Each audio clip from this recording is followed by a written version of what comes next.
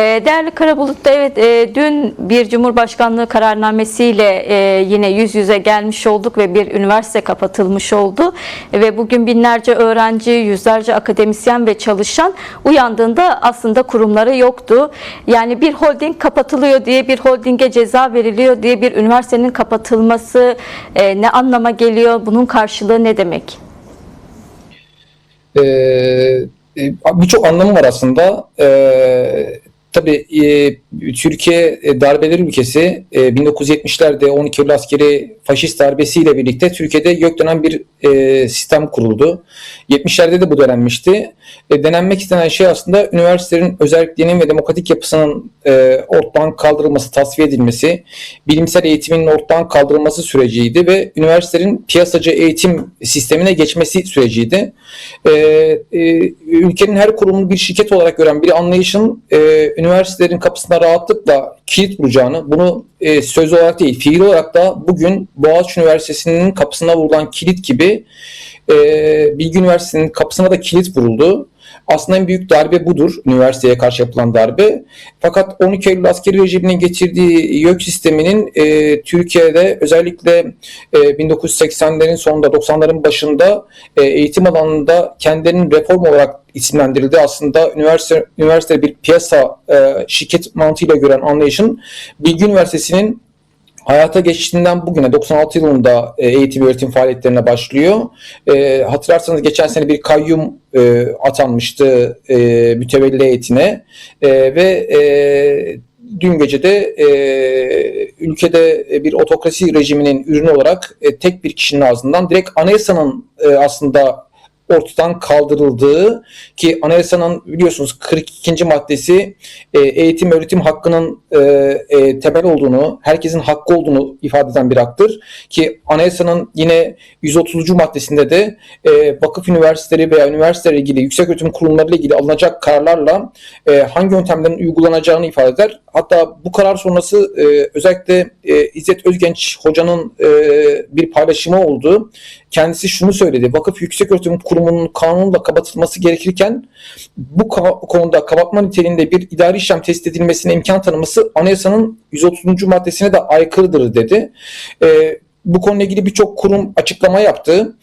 Fakat dün mutlak Mutlan yine darbesiyle yapılan bir sürecin bir hukuksal merciden çıkmış olabilir bu karar. Fakat ülkemizde son süreçte adalete olan, her alanda adalete olan güvenin de ortadan kalktığı bir süreçle karşı karşıya kaldık.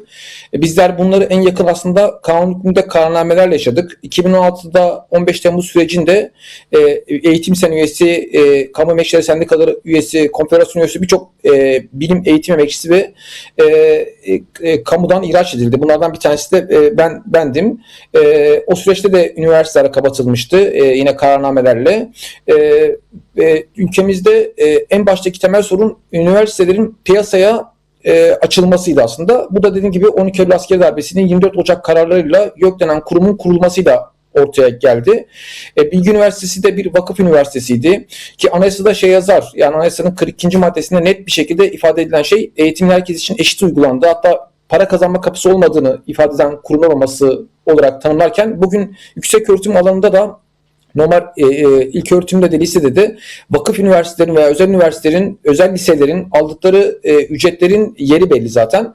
Fakat bundan yaklaşık 1,5-2 saat önce Bilgi Üniversitesi'nde dediğiniz gibi bir çağrı yapıldı. İkide toplanma oldu. Öğrenciler de, bilim emekçileri de şu anda hala burada eylemliklerine, itirazlarına devam ediyorlar. Bizim İstanbul Altınoğlu Şube Başkanımız Burak hocamız da orada. Hatta az önce bir görsel paylaştı sosyal medyadan, Eğitim Sen Altınoğlu Şube'nin sayfasından. Kapının kilidini gösterdi. Yani Boğaziçi Üniversitesi'nin kapısına vurulan kilit gibi bir kilit gösterdi. Yönetim, siyasal iktidarlar 12 Eylül askeri darbesiyle, yani ben aslında bunlara düzen iktidarları diyorum. Bunlar üniversiteleri bir şirket olarak görüyorlar ve yapılan işte eğitim hakkının, anayasanın 42. maddesinde tanımlanan eğitim hakkının aslında tasfiyesi süreci. Üniversiteler şirketler değildir. Üniversiteler bilgi üretiminin merkezidir. Toplumun ortak geleceğinin aydınlanmasının tartışıldığı ve toplumun bilimsel gelişiminin inşa edildiği kurumlardır. Ve üniversitelerin 12 Eylül öncesi görece olarak daha demokratik, daha özerk, daha bilimsel kurumlar olduğunun altını çizerek söylüyorum. Çünkü 12 Eylül öncesi dönemde üniversitelerde asistanlık yapmış, eğitim görmüş hocalarımız ya da yakından tanıdığımız kişilerin üniversitelerin YÖK denen kurumla ne hale geldiğini çok iyi gösteriyor. Mevcut siyasal iktidarın kendisi de, AKP iktidarının kendisi de üniversiteleri tamamen, özellikle bu 19 Mart süreciyle birlikte de meydana gelen aslında süreçte bir yerinde durduğunda, üniversiteleri tamamen bilimsel bilgi üretiminin yerine üniversiteleri bir devlet dairesine dönüştürmüş durumda. Yani gerçekten şu anda üniversitelerde bilgi mi üretiliyor sorusunun cevabına ben yüz binlerce kez hayır diyebilirim. Çok az sayıda kısıtlı imkanlarla hocalarımız ancak bilimsel bilgi üretiyor. Çok kısıtlı imkanlarla, ki üniversitede bütçeler bile ayrılmıyor.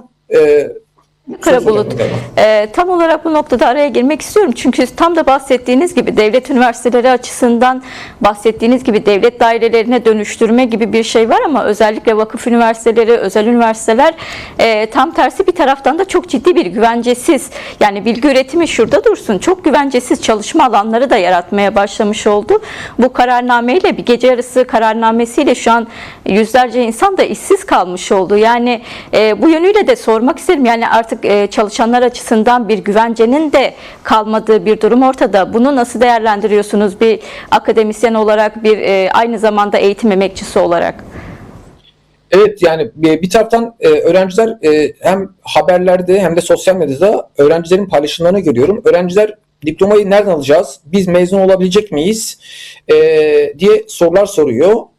Ki bugüne kadar Bilgi Üniversitesi'nden mezun olmuş kişiler kapıya gidip diplomalarını almak istediğinde içeri alınmadıklarını gördük sosyal medya paylaşımlarında. Diğer taraftan da hem üniversitedeki bilim emekçileri hem de idari kadroda çalışan emekçi arkadaşlarında şu anda bir iş güvencesi sorunu var. Normalde anayasanın 130. maddesinde tanımlanan haklar var. Yani işte devlet memurları, yani kamuda çalışan memurlarla vakıf üniversitelerinde çalışan memurların maaşlar arasındaki maaşların birbirine denk gelmesi, ünvanlarına göre ya da bulunduğu kadroya göre yapılması ile ilgili.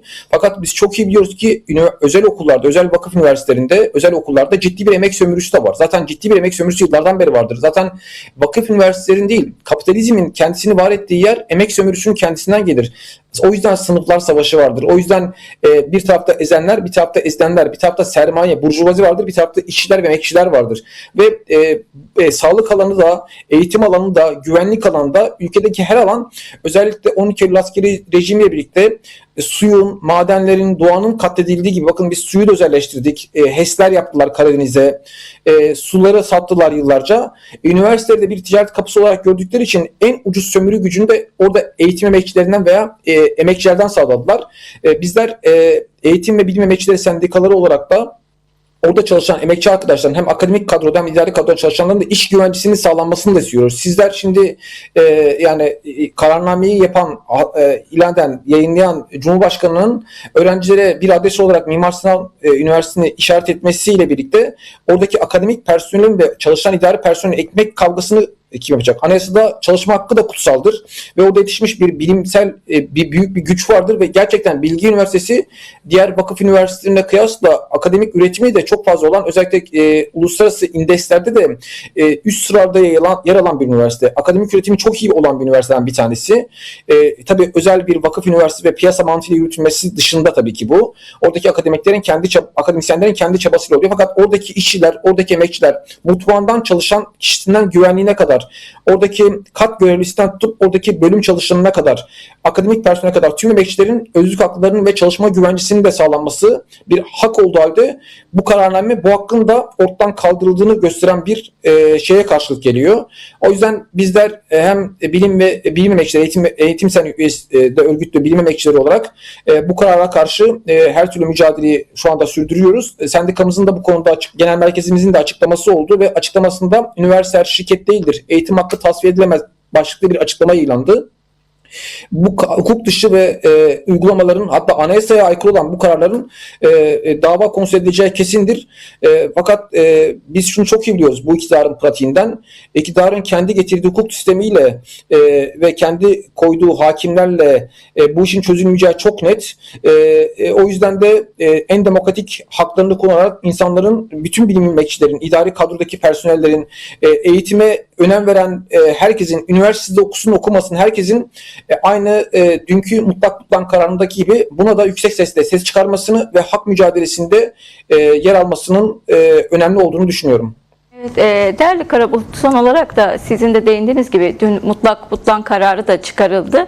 Yani aslında iktidar bir taraftan CHP seçmeninin verdiği kararı da, CHP'lilerin verdiği kararı da tanımıyor. Bir taraftan işte üniversitedeki öğrencilerin, akademisyenlerin, çalışanların geleceğini ya da güvencesini de önemsemiyor. Diğer yandan yine belediye iştirakleriyle ilgili bunun belirlenmesiyle ilgili de bir kararname vardı. Yani yine seçimle de kimi seçtiğinize de karışan bir iktidar söz konusu. Toplam aslında bir gün içerisinde önümüzdeki sürece dair de bir tablo çıkmış oldu bu kararlarla, hem mahkeme hem de kararnamelerle. Siz bu tabloyu nasıl değerlendiriyorsunuz? Yani seçime az bir süre kala kimin muhalefet yapacağını, muhalefetin nasıl yapılacağını, kimin karşısında konuşacağını, kimin konuşmayacağına karar veren ki biz şimdi çok iyi biliyoruz. Hep derler ya o Ermeniyi vermeyecektin. Sözü vardır ya, evet işte o Ermeniyi verdikten sonra o Rum'u da verdiler, o Kürt'ü de verdiler, o Türk'ü de verdiler, o Alevi'yi de verdiler, o Sünni'yi de verdiler. Bu siyasal iktidar veya siyasal iktidarlar bizler dil, din, cinsiyet, renk, ırk ayrımı yapmayız. Fakat hatırlarsanız mutlak butlan veya daha önceki kayyum konuları daha önce özellikle bölgede çok fazla dile getirildi ve birçok belediyeye kayyum atanmıştı.